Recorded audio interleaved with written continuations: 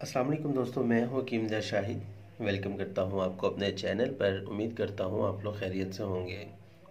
एक बार फिर एक नई वीडियो के साथ और एक नई जड़ी बूटी के साथ आपकी खिदमत में हाजिर हूं। दोस्तों, आज हम बात करने वाले हैं पुदीना के बारे में। पुदीने को आप लोग अच्छे तरीके से जानते होंगे और तकरीबन हर घर में ही इसका इस्तेमाल होता है। लेकिन जो आप लोग घरों में इस्तेमाल करते हैं वो फ्रेश होता है। आज हम जिसकी बात करने वाले हैं ये खुश्क पुदीना है। मैं आपको दिखा देता हूँ, ये वही पुदीना होता है जो आप लोग घरों में इस्तेमाल करते हैं, लेकिन अद्वियाती तौर पे जब इसे मुख्तलिफ़ किस्म के सफ़ूफ में या मुख्तलिफ़ किस्म की चीज़ें बनाने में इस्तेमाल किया जाता है तो ये खुश्क होता है।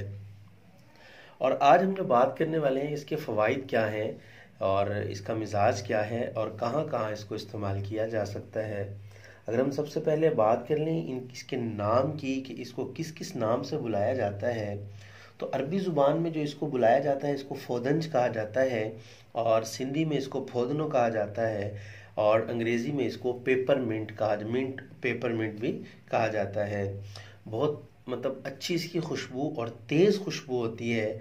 और बात कर लेंगे इसके मिजाज की, तो गर्म होता है दर्जा दोम में और खुश्क भी दर्जा दोम में होता है। मतलब गर्म और खुश्क दोनों ही दर्जा दोम में होता है।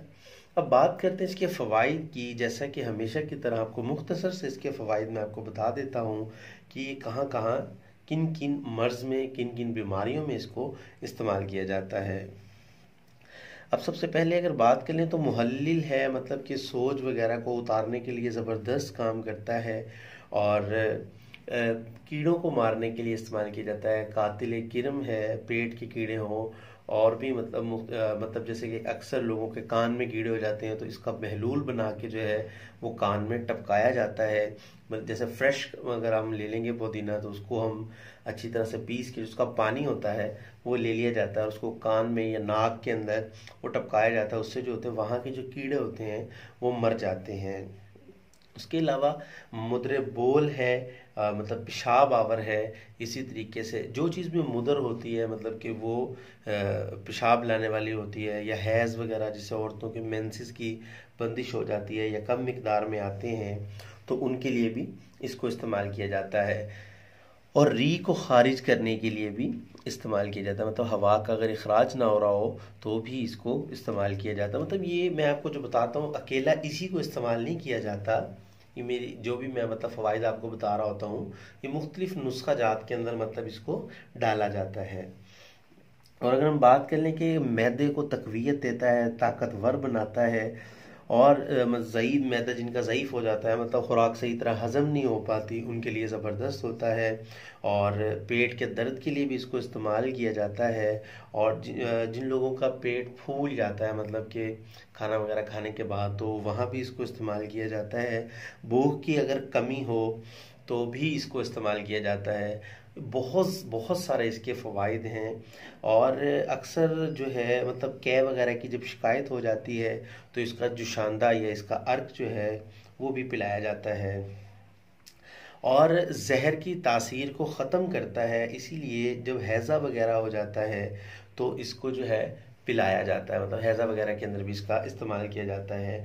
अब यहाँ पे एक और आपको बात बताऊं कि जो आंतों के अंदर कीड़े पैदा हो जाते हैं तो वहाँ पे मरीज़ का जो है हुक्ना किया जाता है, जिसको आम जुबान में आप लोग जो समझते होंगे अनीमा समझते होंगे। जैसे पेशेंट का अक्सर जो है मरीज़ों का अनीमा किया जाता है कब्ज़ वगैरह की शिकायत में, तो सेम इसी तरीके से इसका महलूल बना के मक्कत के ज़रिए जो है अंदर दाखिल किया जाता है, जिससे आंतों के जो कीड़े होते हैं वो हलाक हो जाते हैं। इसी तरीके से जैसा मैं आपको पहले बता चुका हूँ कि नाक वगैरह में भी जो कीड़े हो जाते हैं या कान में ज़ख़म के अंदर कीड़े हो जाते हैं, वहाँ पे भी जो है इसका पानी टपकाया जाता है उन कीड़ों को मारने के लिए। और यहाँ पे एक और बात मैं आपको बता दूँ, फतवा मुझ पे ना लगा दीजिएगा कि इसको अगर जिल्द की जो स्याही होती है, अक्सर लोगों के चेहरे पे एक स्याही नुमा जो है एक आना शुरू हो जाती है, जो कि बहुत बुरी लगती है, बहुत ही गंदी लगती है।